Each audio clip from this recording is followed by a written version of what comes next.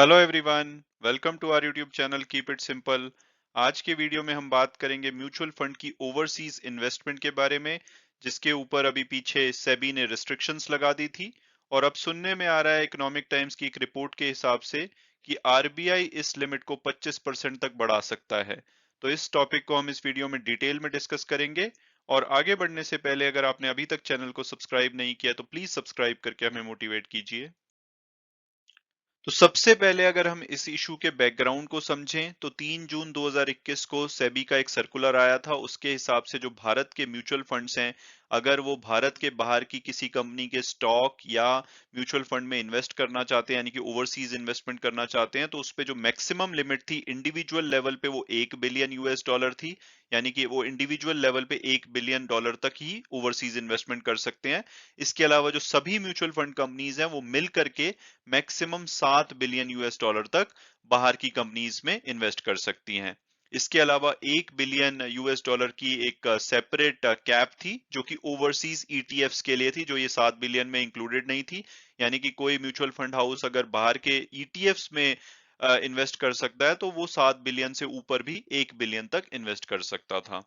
लेकिन जनवरी 2022 में सेबी ने पाया कि भाई जो ये 7 बिलियन की लिमिट है ये कभी भी ब्रीच हो सकती है, क्योंकि बहुत ज्यादा ओवरसीज इन्वेस्टमेंट्स हो रही हैं। तो इन्होंने म्यूचुअल फंड हाउसेस को एडवाइस किया कि भाई आप अभी ओवरसीज सिक्योरिटीज में फर्दर इन्वेस्टमेंट को स्टॉप कर दो, नहीं तो जो ये इंडस्ट्री वाइड 7 बिलियन की लिमिट है ये ब्रीच हो सकती है। तो जब सेबी की डायरेक्शन आई तो association of mutual fund in India यानी कि एमफी ने म्यूचुअल फंड हाउसेस को एक लेटर लिखा और उसमें ये बताया कि भाई आप नई जो लमसम पेमेंट ले रहे हैं या कोई नई एसआईपी ले रहे हैं ओवरसीज इन्वेस्टमेंट के लिए, उसको 2 फरवरी से स्टॉप कर दीजिए। हालांकि उन्होंने बोला कि आप अगर कोई एग्जिस्टिंग इन्वेस्टर्स की सिप चल रही हैं या एसटीपीज चल रही हैं, वो अभी के लिए कंटिन्यू रह सकती हैं। लेकिन सुनने में आ रहा है कि कुछ म्यूचुअल फंड हाउसेज ने इवन एग्जिस्टिंग सिप्स को भी स्टॉप कर दिया था।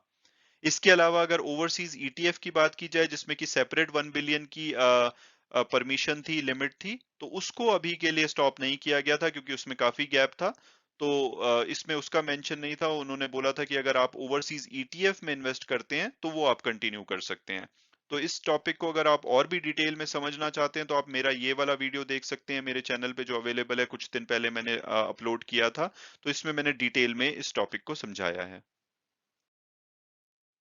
और अब अगर बात की जाए लेटेस्ट अपडेट की कि भाई इस मुद्दे पे लेटेस्ट क्या है, तो इकोनॉमिक टाइम्स की एक रिपोर्ट के हिसाब से सेबी और रिजर्व बैंक ऑफ इंडिया एक प्रपोजल को डिस्कस कर रहे हैं, जिसमें कि ओवरसीज जो इन्वेस्टमेंट लिमिट है उसको 25% तक बढ़ाया जा सकता है। यानी कि जो अभी 7 बिलियन है, ये लगभग 8.75 बिलियन या 9 बिलियन के आसपास की जा सकती है, ऐसा कुछ सोर्सेज ने इकोनॉमिक टाइम्स को बताया है।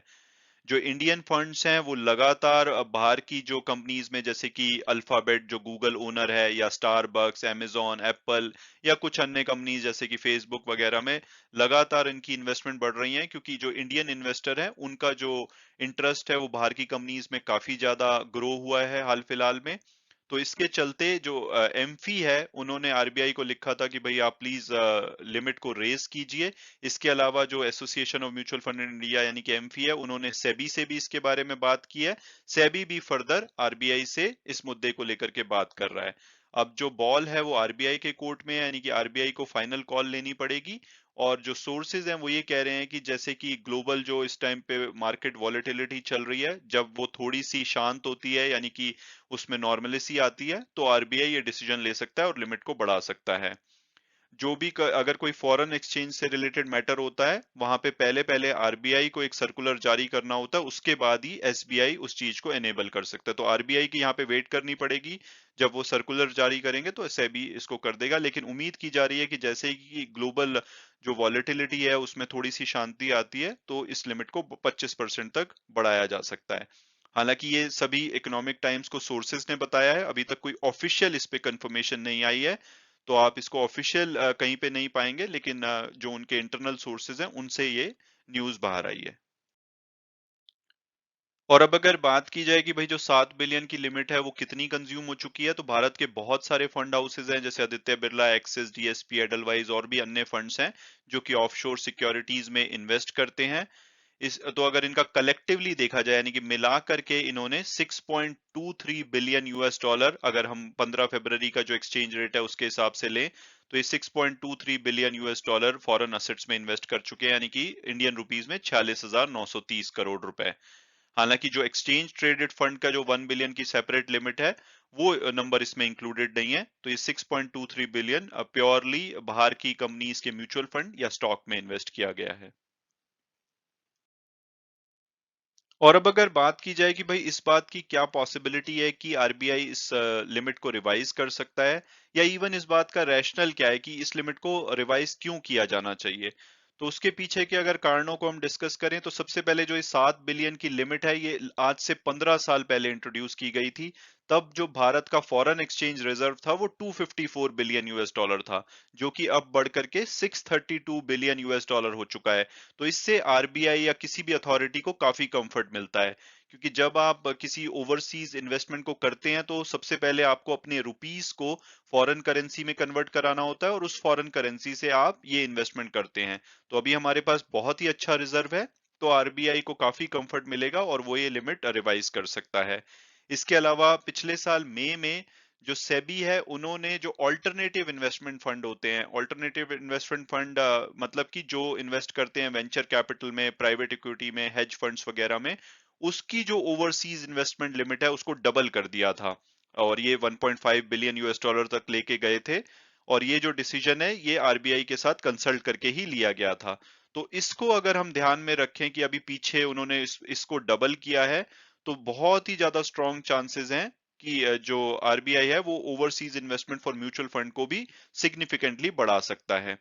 और इसके अलावा अगर हम अपनी इंडस्ट्री को की ग्रोथ को देखें तो जब 2008 में ओवरसीज इन्वेस्टमेंट की लिमिट 7 बिलियन सेटअप की गई थी तो टोटल जो म्यूचुअल फंड्स की असेट अंडर मैनेजमेंट थी वो सिर्फ 5.5 लाख करोड़ थी, जो कि अब बढ़ करके जनवरी का अगर हम नंबर दें तो 38,94,000 करोड़ हो चुकी हैं। और अगर हम इंटरनेशनल फंड कैटेगरी की बात करें तो इसमें 3,688 करोड़ की इन्वेस्टमेंट थी दिसंबर 2019 में, जो कि दिसंबर 2021 में 39,658 करोड़ हो गई, यानी कि 10 टाइम्स बढ़ गई है। तो ओवरऑल इंडस्ट्री भी ग्रो हुई है, तो इस हिसाब से भी आरबीआई के पास बहुत ही ज्यादा मतलब उनके पास रीजंस हैं इस लिमिट को बढ़ाने के। और अब लास्ट में अगर बात की जाए कि भाई ऐसे में जो इन्वेस्टर हैं उनको क्या करना चाहिए, तो लगभग 65 ऐसे इंटरनेशनल म्यूचुअल फंड है इंडियन मार्केट में जिन्होंने अपनी जो इनफ्लोज है ओवरसीज इन्वेस्टमेंट का उसको होल्ड पे डाल दिया है। इसके अलावा कुछ sectoral thematic diversified equity schemes हैं जो कि इंटरनेशनल स्टॉक्स में इन्वेस्ट करते हैं, तो ये सभी अपने जो इनफ्लोज हैं उसको होल्ड पे डाल चुके हैं। और ये जो स्कीम्स हैं सिर्फ यूएस मार्केट में ही इन्वेस्ट नहीं करती, ये जापान, ब्राजील, एमर्जिंग मार्केट्स जो भी हैं, इसके अलावा यूरोप वगैरह में भी इन्वेस्ट करते हैं। तो अभी के लिए इन्वेस्टर के पास जैसे कि कोई और ऑप्शन नहीं है कि वो किसी और स्कीम में स्विच कर जाएं जिसमें कि इंटरनेशनल एक्सपोजर हो। तो म्यूचुअल फंड जो एडवाइजर हैं वो विश्वास कर रहे हैं कि भाई अभी के लिए उनके पास कोई ऑप्शन नहीं है और उनको वेट ही करना पड़ेगा। हालांकि मोस्ट जो फंड मैनेजर्स हैं, एडवाइजर हैं, वो ये बोल रहे हैं कि जो ये रेस्ट्रिक्शन है टेम्पररी है, ये कभी भी हटाई जा सकेंगी और फिर से दोबारा से वो जो म्यूचुअल फंड की इन्वेस्टमेंट है ओवरसीज स्टॉक्स में वो शुरू की जा सकती हैं। और इसके चलते काफी सारे फंड हाउसेज हैं जिन्होंने कि अपने जो पुराने इन्वेस्टर हैं उनको कम्युनिकेशन भी भेजा है। तो अगर आपके पास ऑलरेडी कोई फंड होगा जो कि ओवरसीज इन्वेस्टमेंट करता है तो शायद आपको भी ये कम्युनिकेशन आई हो। तो ओवरऑल अगर हम समराइज करें तो अगर आप नए इन्वेस्टर हैं या ओवरसीज इन्वेस्टमेंट में पार्टिसिपेट करना चाहते हैं तो अभी के लिए आपको वेट करना पड़ेगा, क्योंकि जो ऑल्टरनेटिव है वो डायरेक्ट इन्वेस्टमेंट का है जो कि ज्यादा हेल्पफुल नहीं है या ज्यादा इजी नहीं है। तो आप अभी वेट कीजिए और हो सकता है कि कुछ दिनों में आप ये सुने कि आरबीआई इस लिमिट को रिवाइज कर दे। मैं उम्मीद करता हूं कि आपको ये वीडियो पसंद आया होगा। अगर आपके कोई भी क्वेश्चंस हैं तो आप कमेंट सेक्शन में क्वेश्चंस लिखिए, मैं उसका डेफिनेटली जवाब दूंगा। Thanks so much for watching the video and God bless you all.